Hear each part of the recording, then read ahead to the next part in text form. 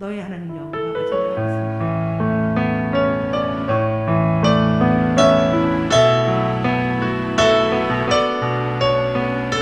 모든 찬양이 우리의 간증이 되고 우리의 기도가 되기 원합니다.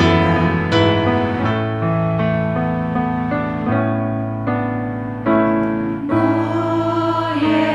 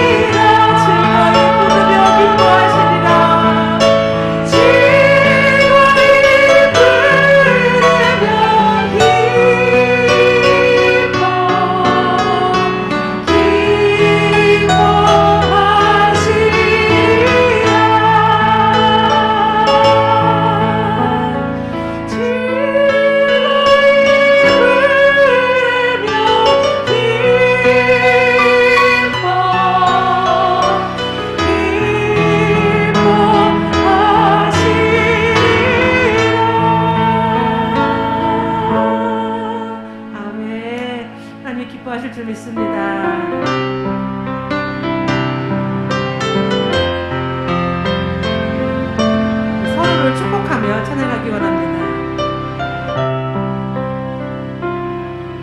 여호와는 너에게 복을 주시기를 원하며 너를 지키시기를 원하시며 여호와는 그 얼굴을 너를 향하여 드사 은혜와 평강 주시기 원하시며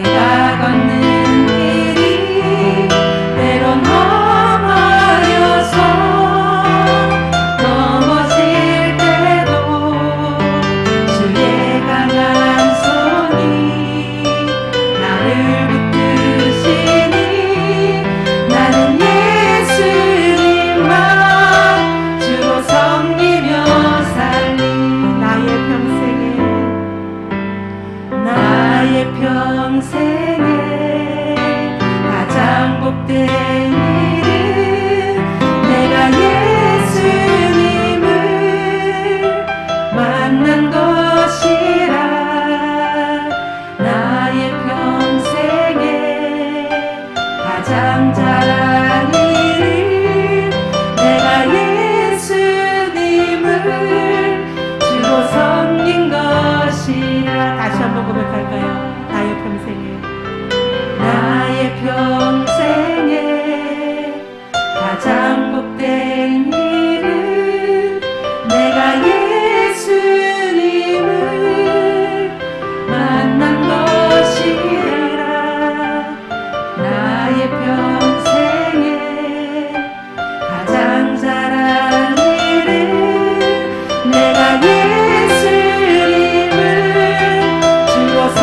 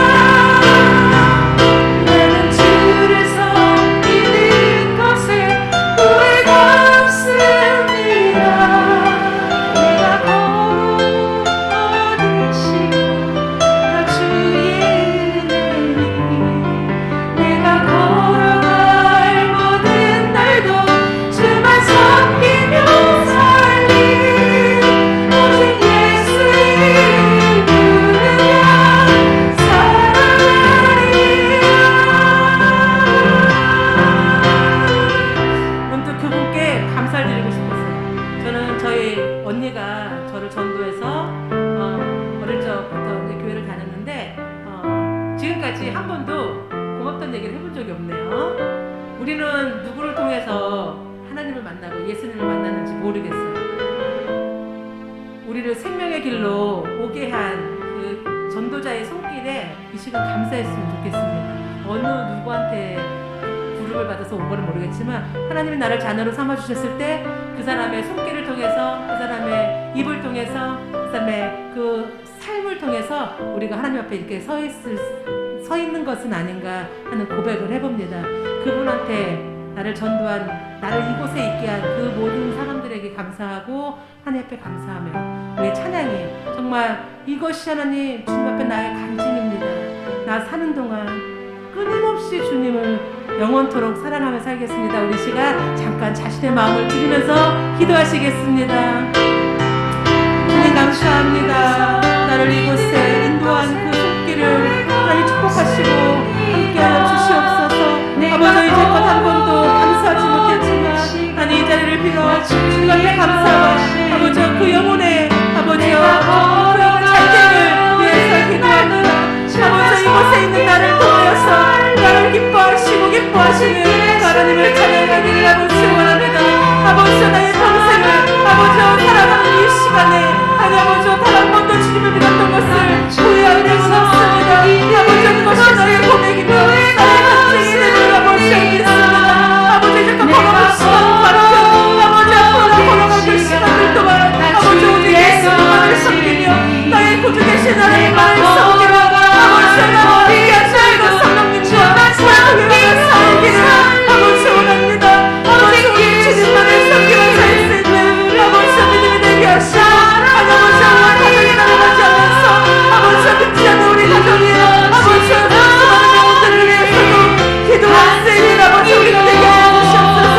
아버지 우리의 시간들이 아버지 감사의 감사 아버지 주를 알지 못하는 아버지 생명을 얻지 못하는 그 영혼들에게 아버지 우리가 복된 소식을 들고 가는 아버지 기쁨의 전도자가 되기를 아버지 원합니다. 아버지 그들과 함께 오신 아버지 평생을 다가서 주님만 섬길 수 있도록 함께 하시며 아버지 그 가정에서 살는 아버지 우리 어린아이들과 아버지 청소년들과 청년들을 기억하시며 아버지 아버지에게 빛나같이 하고 오직 믿음을 지키며 하나님만 섬기며 살아가겠다. 나는 오직 주님만 의지하며 살아가겠다고 고백하는 아버지 우리 다 함께 됐으니 아버지 함께 하여 주시옵소서. 이 땅 가운데 가족이 무너져 지켜주시옵시며 아버지 부부가 심하여서 아버지 가정을 이룰 때에 아버지 교회가 살고 나라가 살고 하늘의 나라가 아버지 살아갈 줄 아버지 믿습니다. 주님께서 아버지 우리 가정의 가운데 아버지 우리 한영혼 영혼들 가운데 아버지 이 순간에도 주의 복음을 전하는 아버지 전도자를 위해 주님 아버지 오늘을 풀어주시옵소서. 그들 또한 살고 하나님께 감사하겠습니다. 내가 알고도 주님만 섬기게 하옵니다. 고백하는 아버지 그 전도자들에게 기도해주시고 아버지 우리의 가운데 어떤 여러분 복 받으시고 하늘의 아버지 성령이 임하며 아버지 공간이 나타날 수 있도록 하나님 지켜주시옵소서. 아버지 이곳에 있지 않는 자들을 아버지 생각하며 기도합니다. 아버지 주님을 들려가지 않도록 하나님 지켜주시옵시며 아버지 생명의 말씀이 그들 가운데서 아버지 거칠게 보내는 데 주님 함께하여 주시옵소서. 오늘 말씀 전하실 목사님이 함께 하시며 능력의 아버지 하나님의 말씀을 공부할 수 있도록 아버지 성령님이 하나님 함께하여 주시옵소서. 주님을 찬양합니다. 주님을 찬양합니다. 주님을 예배합니다. 주님을 예배합니다. 주님을 사랑합니다. 아버지여 오직 나의 주 하나님 오직 예수님만 섬기며 살기를 아버지 원하오니 주 하나님 함께하여 주시옵소서.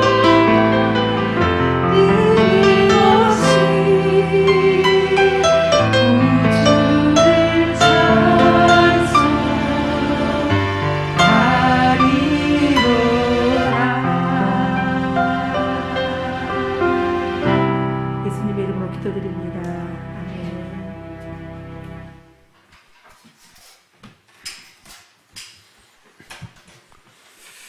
존귀하신 하나님 아버지 감사합니다.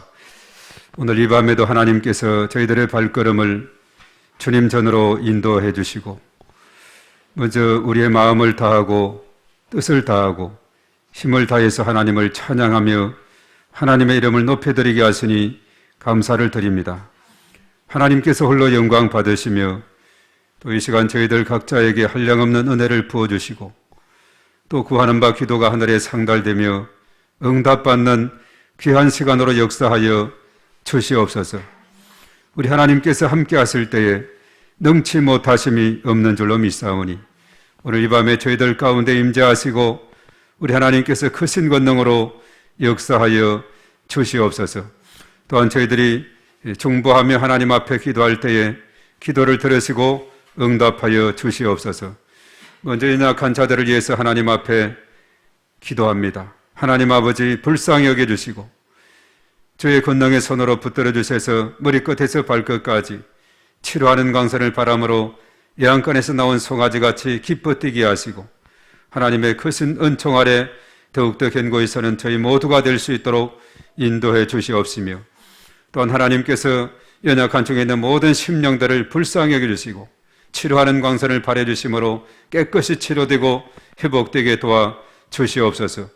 또한 몸된 교회를 통해서 하나님 영광 받으시고 이 마지막 때 구원의 방주 삼아주시며 지역과 민족과 열방을 복음하는 전진 기제가 되게 하시고 또한 축복의 통로가 되는 귀한 역사가 일어나게 도와주시며 기관 부서 속한 모든 지체들 가정 일터와 범사의 모든 삶 가운데 하나님께서 함께 하시고 은혜를 베풀어 주시옵소서. 또한 하나님께서 친히 함께 해주셔서 이 땅의 역병으로부터 언제나 저희들을 지켜주시고 속히 이 역병이 끝날 수 있도록 하나님께서 권능을 베풀어 주시고 인도하여 주시옵소서. 저 북한 땅에는 이제 많은 코로나 환자가 생겨서 또 사망자도 생기고 그렇다 그럽니다. 하나님 아버지 불쌍히 여겨주시옵소서.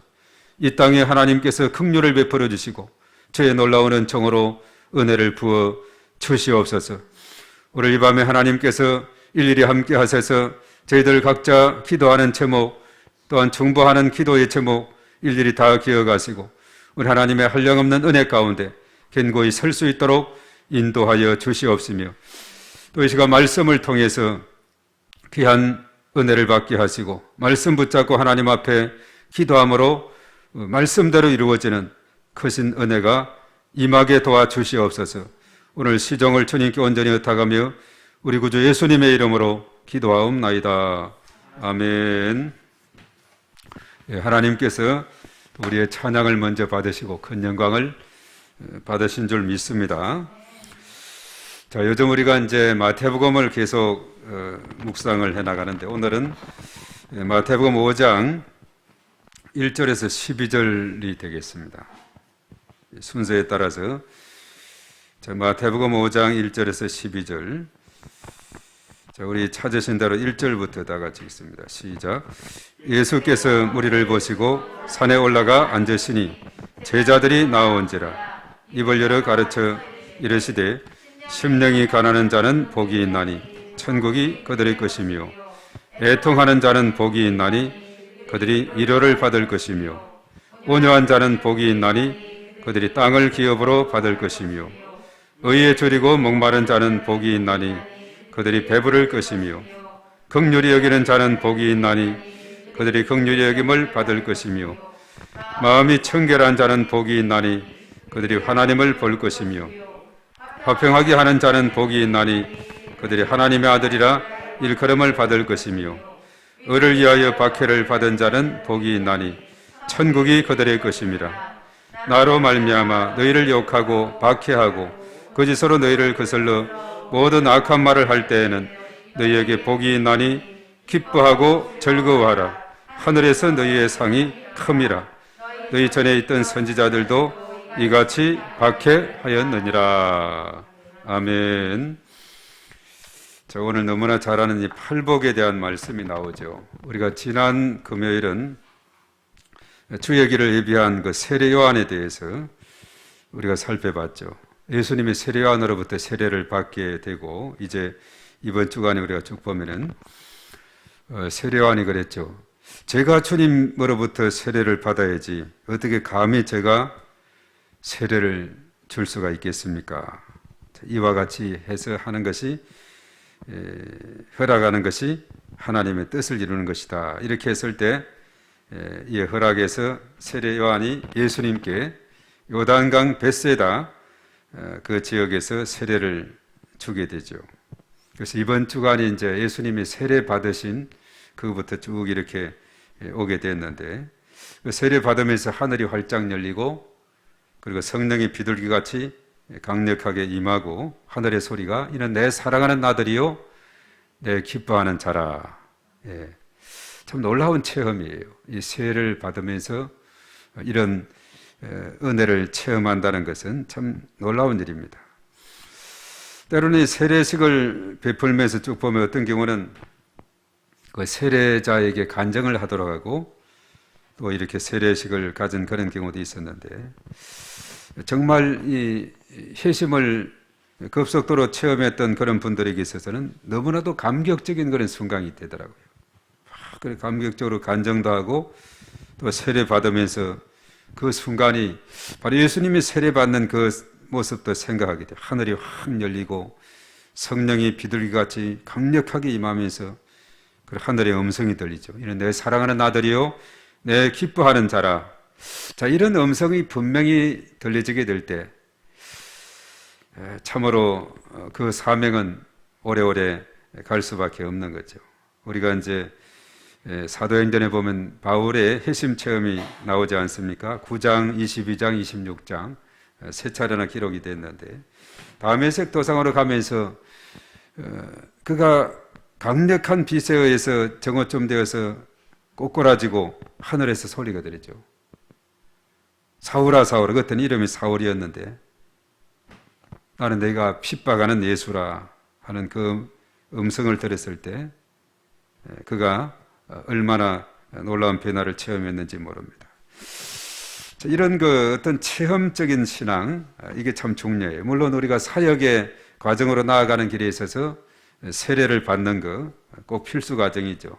요즘 뭐 신학교를 가려고 하면 세례 증명서를 첨부를 해야 되는 그런 상황과 같이.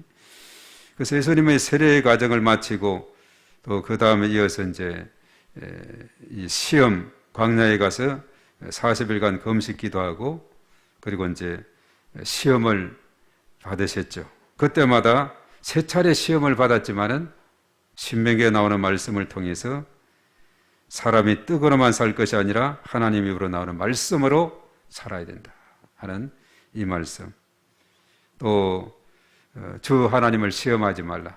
또 주만 경배하라고 이렇게 했다 하면서 그 시험을 물리치게 됐어요. 자, 그러자 이제 예수님은 드디어 사역자로서의 그런 준비가 갖추어지게 된 겁니다. 물론 그는 죄가 없어서 세례 받을 필요도 없지만은 세례요한에게 요청해서 세례도 받으시면서 죄인처럼 그가 되어서 세례도 받으시고 그리고 광야에 가서 시험도 통과하고, 자, 이런 모든 것이 다 준비됐을 때 이제 비로소 갈릴리 가버나움 지역에서 회개하라 천국이 가까이 왔느니라 이렇게 이제 선포를 하게 되죠. 그러면서 가장 먼저 제자들을 이제 선발하게 됩니다. 우선 4명의 제자 시몬 베드로 그리고 안드레 야고보 요한, 어부 출신인데 불렀을 때 사람 낚는 어부가 되게 할 것이다 했을 때 뭐라 그랬어요? 배를 버려두고 그물을 버려두고 아버지를 버려두고 적극적으로 순종했다 이렇게 말하고 있죠. 자, 이렇게 해서 이제 계속해서 주의 사역이 계속 이루어지는데, 그리고 이제 바로 오늘 새벽에 살폈던 대로 바로 마태복음 4장 23절, 4절, 5절 이 세 절의 말씀이지만 예수님의 중요한 사역 세 가지가 요약이 되어 있죠.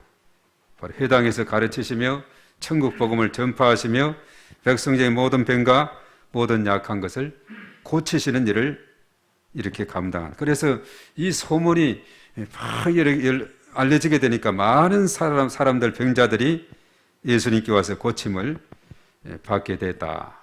그래서 예수님의 주변에는 이제 사람들이 구름대처럼 벌떼처럼 몰려들 수밖에 없는 겁니다.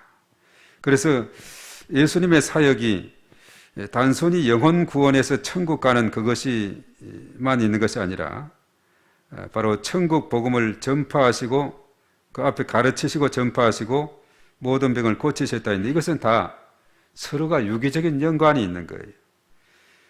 이제 천국 복음을 전파하는 전도의 사역에 있어서 모든 병과 모든 약한 것을 고치시는 치유의 사역은 서로 아주 중요한 연관성을 지니고 있다는 거죠. 그래서 이런 연약한 쪽에 있는 사람이 예수님의 능력으로 치료함을 받았을 때 어떻게 됩니까? 그가 자신뿐만 아니라 온 가정이 구원받는 이런 일이 생기게 되죠. 우리가 요한복음 같은 경우 보면은 물론 공관복음은 마태, 마가, 누가복음으로 같은 관점에서 기록했다 하는데 예수님의 생애와 사역에 요한복음은 조금 다른 관점으로 언급이 되어 있는데 거기에서 그랬죠. 표적 중심으로 이렇게 기록을 하는데 이 표적, 요한복음을 기록한 목적은 예수께서 하나님의 아들이심과 그를 믿어 생명, 영생을 얻도록 하기 위함이다 이렇게 말했죠. 그래서 사실 거기에서 이제 자신이 예수님의 능력으로 체험을 받고 치료를 받고 이래 했을 때 꼭 그 다음에 등장하는 것은 그가 바로 신앙에 대한 고백을 하고 있다는 사실입니다. 이런 놀라운 일이 있게 돼요. 그래서 치유라는 것은 바로 그 영혼이 육체적인 치료를 얻었지만은 그것을 끝나는 것이 아니라 그 영혼이 치료안 받고 구원받는 이런 것으로 연결이 되죠. 그래서 우리 기독교 역사를 통해서 우리 한국 교회사를 통해서 봐도 이런 그 신유, 이것은 물론 고린도전서 12장에 언급된 9가지 은사 중에 병 고치는 은사, 이 신유죠. 이 신유의 은사를 통해서 병 고치는 일을 통해서 많은 복음을 전했던 우리 한국 우리 성결교단 같은 경우는 전에 초창기에는 북치고 장구치고 하면서 힘차게 복음을 전했고 특별히 사중 복음하면 중생, 성결, 신유 재림 바로 세 번째 나온 신유 믿음으로 병 고치는 것을 의미하고 있거든요. 그 순복음교회는 요 사중복음에다가 축복을 하나 해서 오중복음 영혼이 잘된 같이 범사가 잘되고 강건하게 된다. 이것을 넣어서 열심히 전도 활동을 이렇게 했는데 우리 성결교는 일찍부터 신유의 복음을 전도 표제로 삼고 있는 것. 이것은 바로 예수님의 그 사역하고 연결이 된다고 이렇게 우리가 보게 되는 거죠. 그래서 이렇게 해서 예수님은 이 땅에 오신 목적이 그렇죠. 회개하라 천국이 가까이 왔느니라 이거였거든요. 천국에 가는 길은 회개와 연관이 있는 겁니다. 전도가 치유와 연관이 있듯이 그래서 회개하라 천국이 가까이 왔느니라. 예수님은 이 땅에서 하나님 나라를 건설하고 세우고 확장해 가되 이제 우리가 마태복음 저 마지막 쪽으로 가보면 그 범위가 모든 족속으로 사도행전 1장 8절에 보면 땅끝까지 이렇게 말하고 있습니다. 그래서 온 열방에 온 땅에 하나님 나라를 건설하는 것이 예수님의 바로 이 땅에 오신 목적이 되는 거죠. 그래서 짧은 33년 이 시간으로 이 일을 감당함에 있어서 가장 중요한 전략은 제자를 선택해서 재생산의 일이 계속해서 일어나도록 한 것이죠. 예수님은 사실은 그 당시에 교통수단도 좋지 않았어요. 요즘처럼 비행기도 없었고 기차도 없었을 뿐만 아니라 자동차도 없죠. 그래서 예수님이 교통수단으로는 예루살렘 입성할 때 나귀 새끼를 타는 정도, 그리고 대부분 도보로 걸어가고 그리고 갈릴리 바다에서 배를 타고 이렇게 가던 그것밖에 없는, 그래서 그 행동 반경은 한 70km 정도밖에 되지 않는, 그리고 3년 반 동안의 그 사역을 했는데 이것이 어떻게 땅끝까지 복음이 전거되어야 되느냐?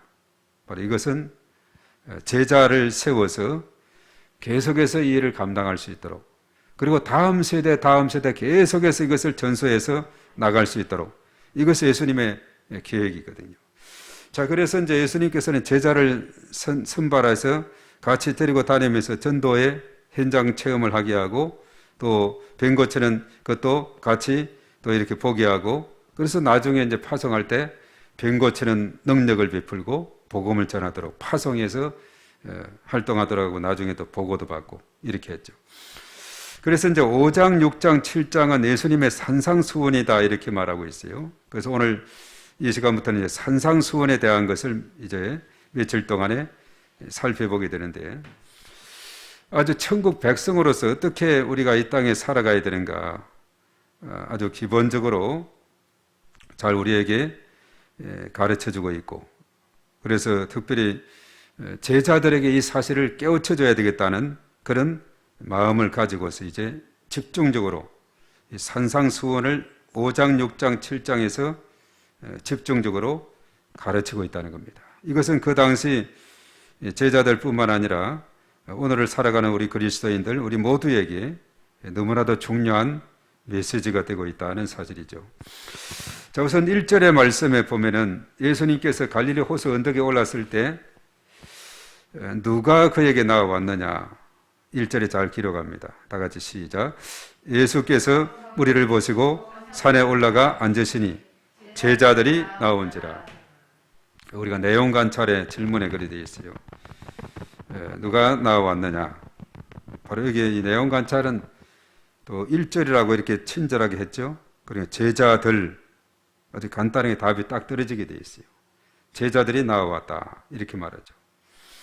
그리고 이제 팔복에 대해서 쭉 말씀하는데, 예수님께서 박해 받을 때 어떻게 반응해야 된다고 했느냐, 12절에 또 이렇게 표시되어 있죠.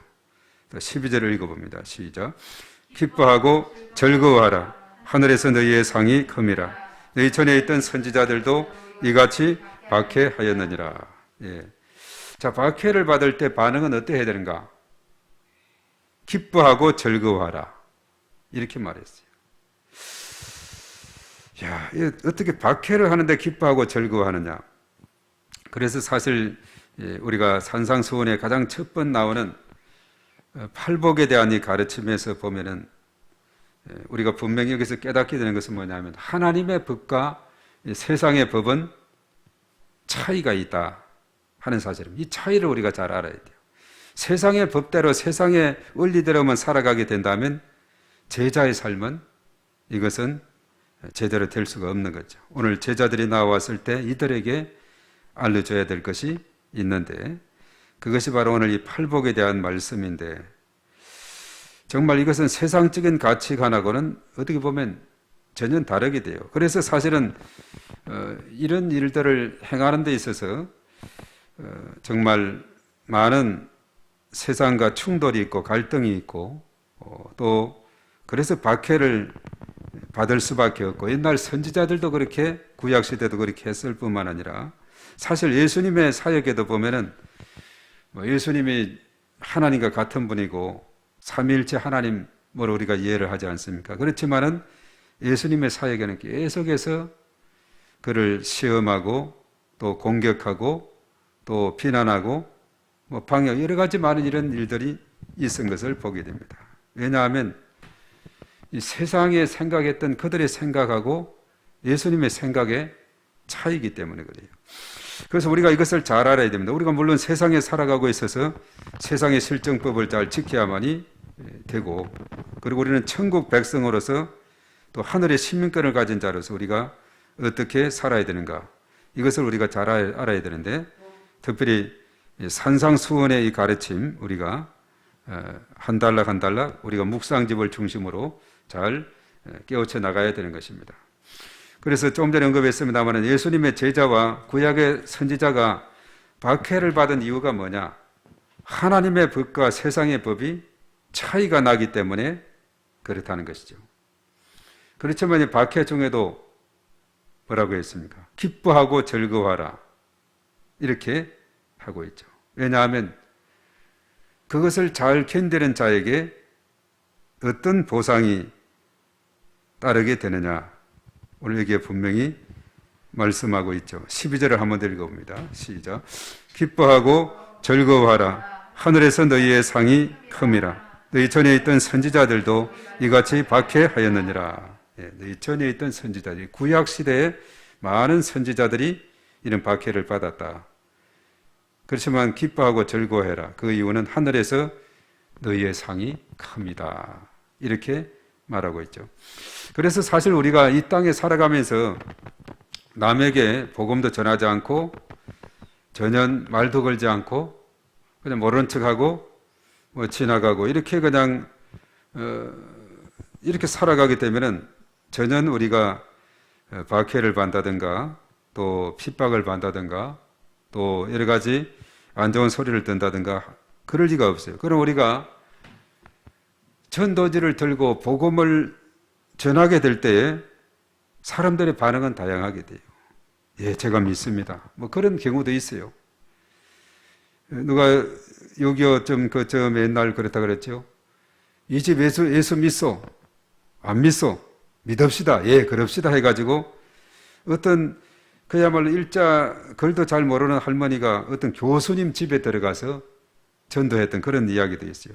이 집 예수 믿소? 안 믿소?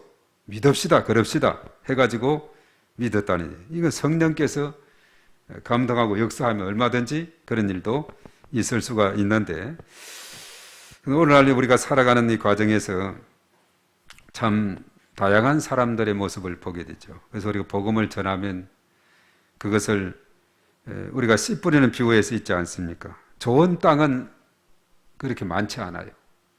길가와 돌밭과 가시덤불 같은 그런 마음의 밭이 얼마나 많이 있는지 모르죠. 그래서 사실은 좋은 땅보다도 그렇지 못한 땅이 4대 3이고 1이고 3대 1이죠. 그런 세상의 원리를 우리가 보게 되는데 그래서 박해가 있지만은 기뻐하고 즐거워하라 이렇게 말합니다. 그래서 오늘 여기에 이제 8가지 복에 대해서 쭉 우리가 보면은 3절에 이제 가장 먼저 말했죠. 심령이 가난한 자는 복이 있나니 천국이 그들의 것입니다. 심령이 가난하다. 사실 우리가 신앙에 있어서 중요한 것은 나의 자아를 완전히 주님 앞에 깨트리는 것이 중요한 겁니다. 내 심령이 정말 갈급한 심령으로 사모하는 심령으로 하나님에 대한 갈망으로 이렇게 나가야 돼요. 그러기 위해서는 내 자아가 부서지고 깨어지고 완전히 포기라는 이런 표현을 쓰는데 하나님 앞에서 인간의 끝이 사람의 끝이 하나님의 시작이고 우리 사람이 하나님 앞에 나가서 손을 들고 천부 여지 없어서 항복할 때 하나님이 그때 일하실 때다 하는 사실이에요.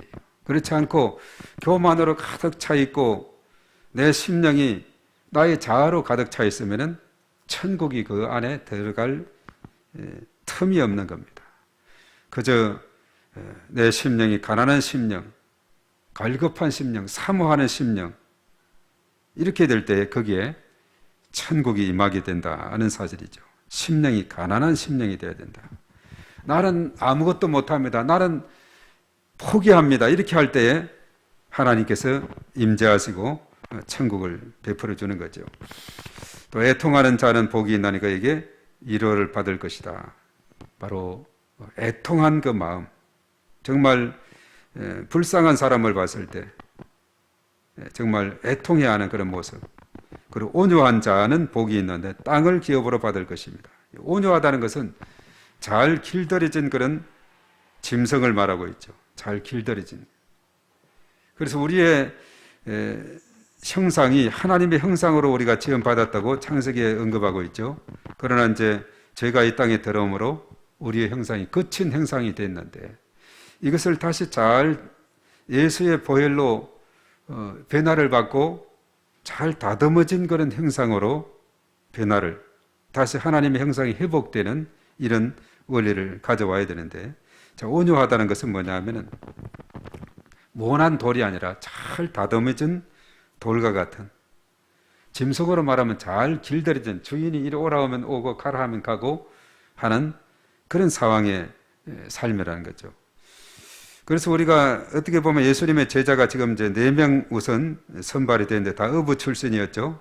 얼마나 거친 바다에서 파도와 싸우면서 이렇게 그들이 심신이 아주 거친 그런 가운데 있었어요.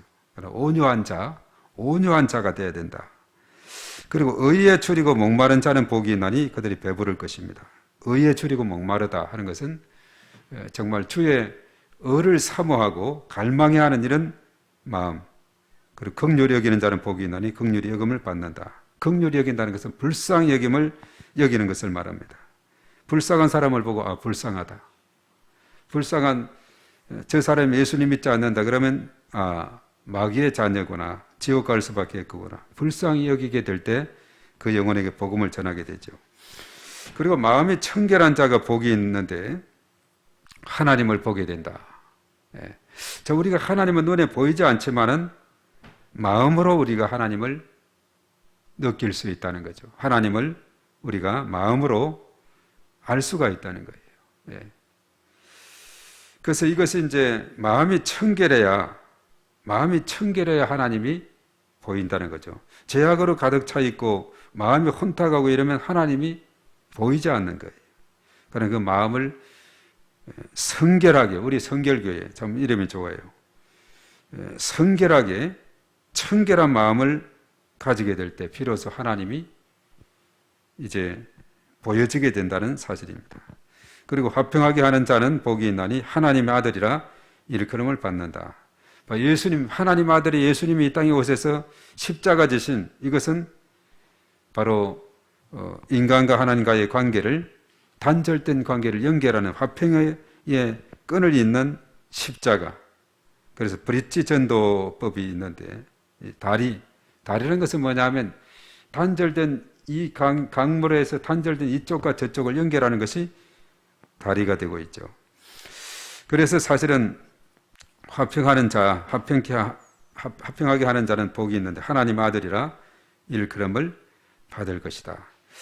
그래서 여기에 보면 참 우리가 한마디로 말해서 우리의 자아를 죽이지 않고 또 교만한 그 마음 그대로 있고 겸손하지 못하면, 그리고 내 생각과 내 의지와 내 고집이 강하게 작용하게 되면 도저히 이것을 우리가 깨달을 수도 없고 또 여기에 목적에 성취할 수도 없는 겁니다. 그래서 가장 먼저 팔복에 대한 언급에서 완전히 우리 스스로를 내려놓게 하는, 자아를 포기하게 하는, 나의 권리를 포기하고 오직 하나님의 능력만 바라보고 사모하고 갈망해야 하는 이런 것을 우리에게 요구를 하고 있습니다.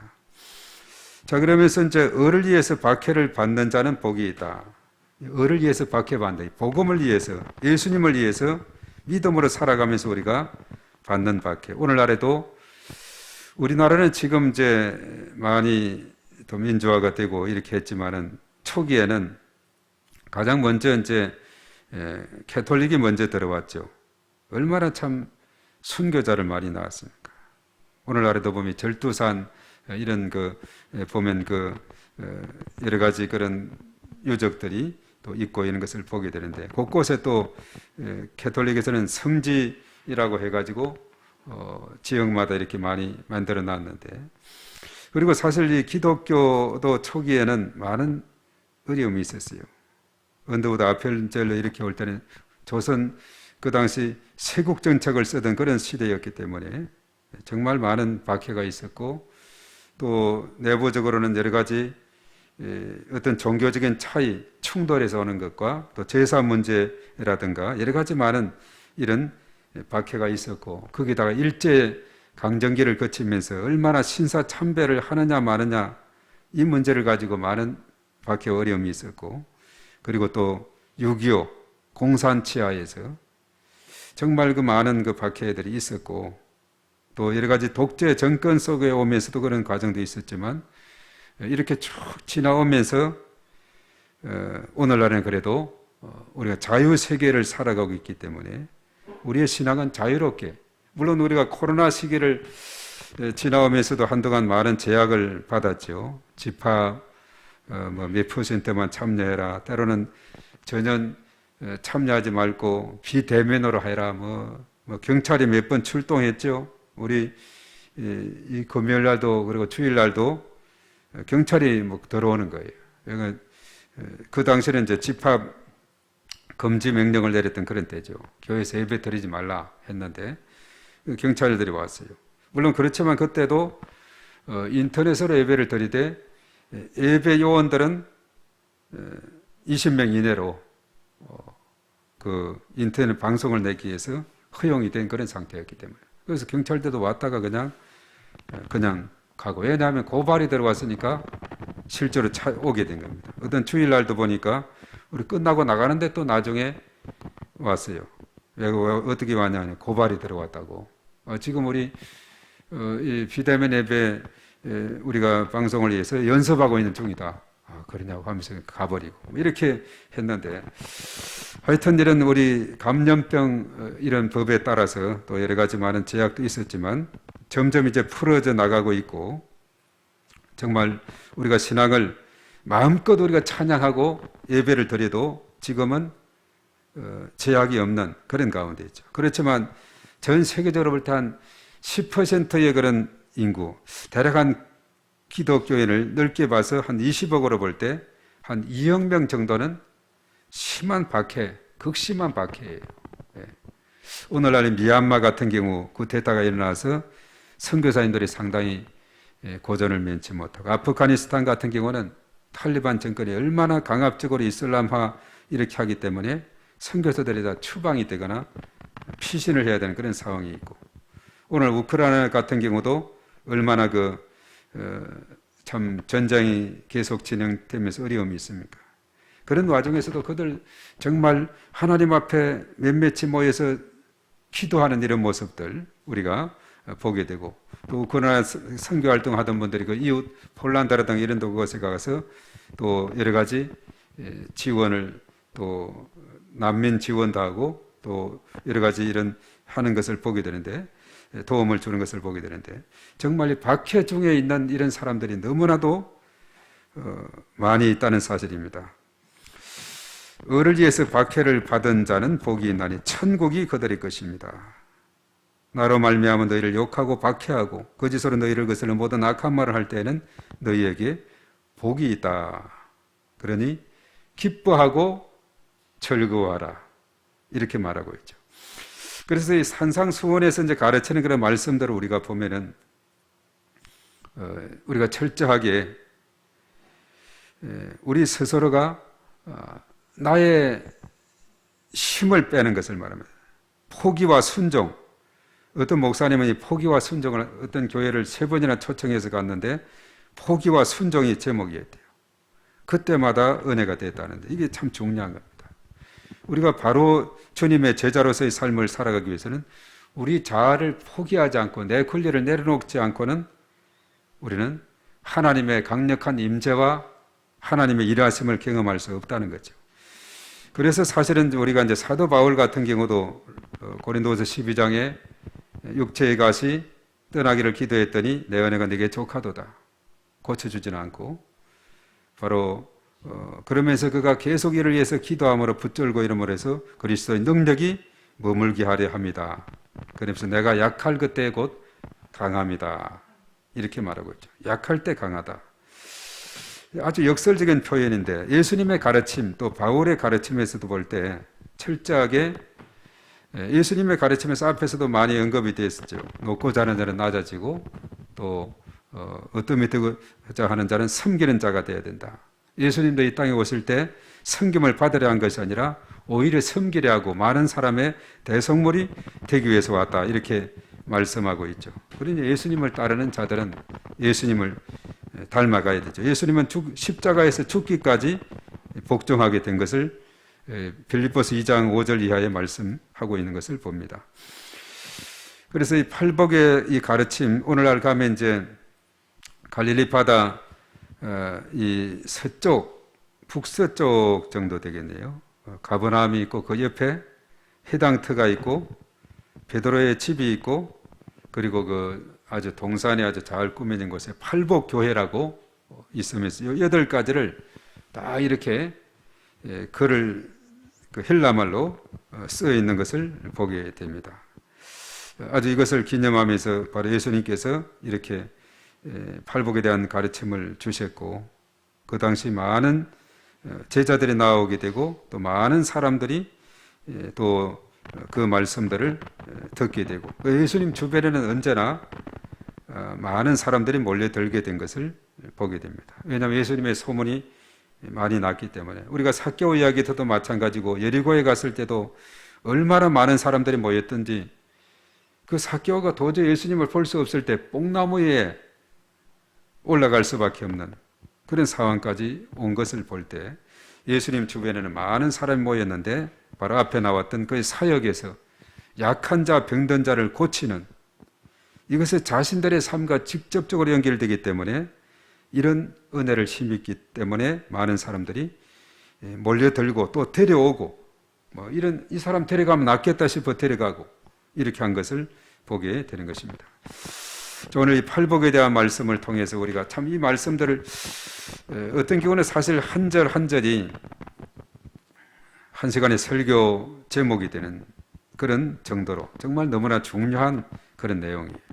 그래서 이 말씀들 잘 기억하면서 예수님의 가르침을 한 발자국 한 발자국 우리가 이어나갈 때 마태복음은 우리가 잘 떼게 되면은 예수님의 생애와 사역이 윤곽이 확 잡히게 되는 그런 은혜를 힘있게 된다는 사실입니다.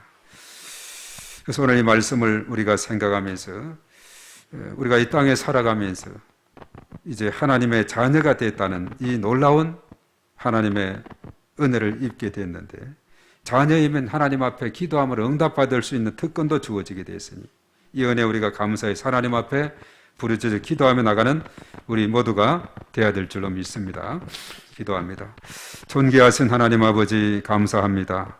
오늘 금요 심야 기도에 모여서 또 하나님 앞에 찬양과 영광을 돌리게 하시고 또 말씀을 상고할 수 있도록 인도하심을 감사합니다.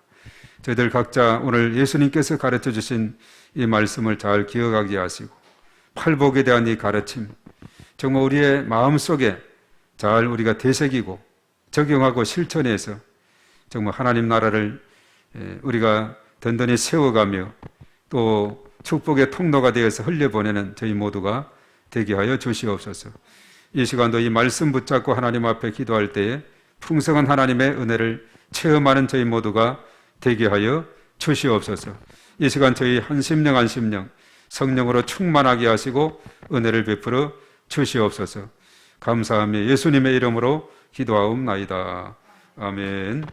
자, 우리 또 공동 기도문 우리 또 하고 아직도 코로나가 완전히 끝나지 않았어요. 우리는 끝났다 했는데 이 북한 쪽은 걸려와서 한 35만 정도가 걸렸고 지금 현재 치료 중에 있는 사람이 한 18만 정도 또 여러 명이 또 사망자도 나오고 이런 상황이 됐다고 합니다. 우리나라에서는 백신을 지원하려 하는데 또 그쪽에서는 자존심이 있어서 모르겠어요. 받으려고 할지. 하여튼 이 땅에 빨리 역병이 잘 끝날 수 있도록 우리가 끝까지 기도해야 되겠습니다.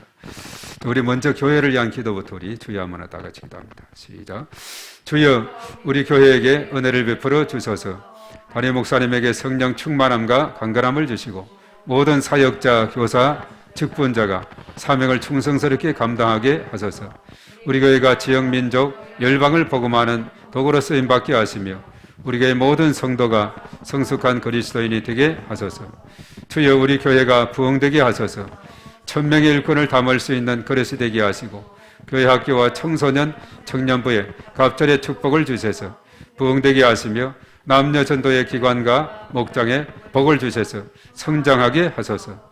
주여 성도들의 가정, 직장, 사업장을 축복하소서. 자녀들에게 믿음, 건강, 지혜, 진로, 혼연의 문이 열리게 하시고 직장과 사업장 일터가 형통하게 하시며 금년도 우리 가정의 기도 제목이 응답되어 하나님께 영광 돌리며 하나님을 자랑하는 간증의 주인공이 되게 하소서. 주여 을로 목사님의 중국 선교를 축복하소서. 할빈 선교를 신학기를 축복하여 주시고 화평교회가 날로 부흥되게 도와주소서. 주여 2022년도 전도 대상자를 붙여주소서. 주변에 믿지 않는 많은 영혼들을 불쌍히 여기시고 오이코스들을 붙여주사 주님께로 인도할 수 있도록 은혜를 베풀어 주소서. 주여 나라와 민족을 지켜주시고 인도하여 주소서. 우리나라를 축복하셔서 회개의 은총을 부어주시고 성령의 새바람을 보내셔서 이 땅의 영적 부흥기가 도래하게 하소서. 북한이 개혁과 개방의 길로 나아가게 하시고 속히 복음으로 평화 통일이 이루어지게 하소서. 광명, 부천, 시흥, 안산, 군포, 수원, 안양, 서울 지역을 위하여 기도합니다. 주여 광명적 영적 전쟁을 선포하며 기도합니다. 가악산, 서독산, 구름산, 도덕산, 성채산 일대의 경관지는 무너질지어다. 문화를 타고 들어오는 악한 영은 결박될지어다.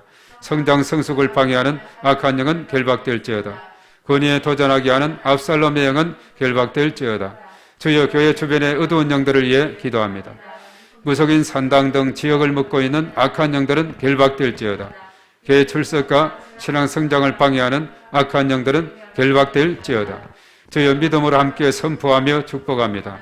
광명, 부천, 시흥, 안산, 군포, 수원, 안양, 서울은 축복의 도시, 예배의 도시, 선교의 도시가 될지어다. 교회를 위한 중보기도, 2022년 목회 비전을 위하여 기도합니다. 주여, 그리스도 안에서 새로운 삶을 누리고 나누는 교회가 되게 하소서.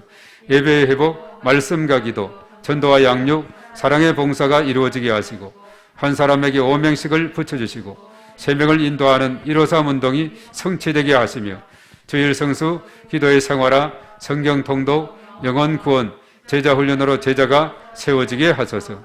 주여, 믿음이 연약한 성도들, 환자들을 회복시켜 주소서. 믿음이 연약한 성도들에게 은혜를 베푸사 믿음이 성장하도록 인도하여 주시고 질병의 고통 중에 있는 자들에게 치료하시는 하나님을 신뢰하게 하시며 온전히 치유가 일어나게 하소서. 이 모든 것을 예수님의 이름으로 기도합니다. 아멘. 코로나19 공동기도문, 코로나19 전염병으로 두려움과 고통 중에 있는 모든 백성들을 지켜주시고 어려진들을 붙들어 주시며 속히 해결하여 주소서. 교회마다 지난 날을 돌아보며 회개하고 거듭나서 하나님의 영광을 가리는 일이 없게 하소서. 전 세계와 대한민국과 우리 교회를 눈동자같이 지키시고 보호하사 하나님의 은혜를 입게 하소서. 모든 백성이 우상과 악을 버리고 하나님 앞으로 돌아와서 회개하고 하나님의 도우심을 간구하게 하소서. 교회를 핍박하는 무리들과 이단들의 정체가 드러나게 하시고 그들이 소멸되게 하소서. 각종 행사들이 연기되고 모든 경제활동이 위축되고 있는데 평범한 일상으로 회복되게 하소서. 어린이와 노약자, 사회취약계층과 소상공인들의 삶을 불쌍히 여기사 필요를 채워주시고 안전하게 지켜주소서. 모든 성도가 교만했던 마음을 회개하고 겸손함으로 주님 앞으로 나아가며 풍성한 열매를 맺게 하소서. 코로나19로 인한 비상정국이 해소되어 자유롭게 예배 자리로 나아가서 마음과 정성을 다하여 하나님께 예배드리게 하소서. 코로나19로 인하여 교회 사역과 성도들의 신앙이 흐트러지지 않게 하시고 가정을 지켜주시며 삶 속에서 빛을 발하게 하소서. 이 모든 것을 예수 그리스도의 이름으로 기도합니다. 아멘. 예, 우리 주여 삼창하고 또 간절히 하나님 앞에 기도하고 각자 주기도문으로 돌아가겠습니다. 주여